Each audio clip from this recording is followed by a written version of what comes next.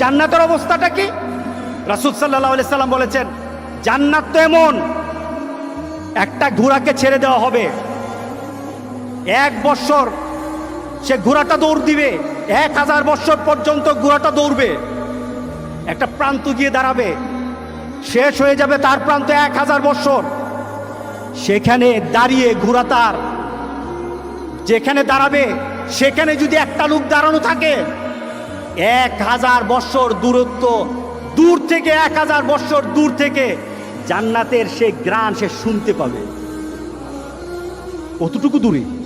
1000 বছর পর্যন্ত একটা ঘোড়া চলবে, সেখানে একটা লোক দাঁড়ানো, জান্নাতে ওই প্রান্তে, এক প্রান্ত থেকে আরেক প্রান্ত পর্যন্ত জান্নাতের সুঘ্রাণ পাবে।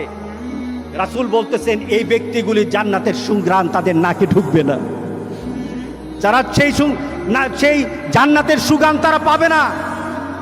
আমরা কি চাই আমাদের জীবনটা এমন হোক?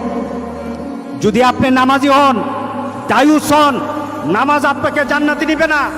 যদি আপনি নামাজি হন, আপনি যদি হাজার বার আপনি উমরা করেন, 1000 বার আপনি যদি 100বারও আপনি হজ করেন, কোটি টাকা আপনি দান করেন, আপনার মেয়েটাকে আপনি পর্দায় আনতে পারলেন না, রাসূল সাল্লাল্লাহু আলাইহি সাল্লাম বলছেন আপনি জান্নাতের ঢুকতে পারবেন না। জান্নাত হারাম।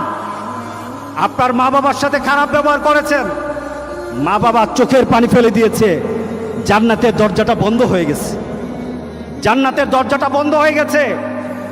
মদ খাও, নেশা খাও, নেশা ছড়াও, তুমি নামাজ পড়ো, তোমার পরিবারে যারা নামাজ পড়ে প্রতিবাদ যদি না করে, রাসূল বলতেছেন সে জান্নাত যাবে না, জান্নাতে যাবে না, জান্নাতে যাবে না। হারামাল্লাহুল জান্নাহ, জান্নাত তার জন্য আল্লাহ হারাম করে দিয়েছেন।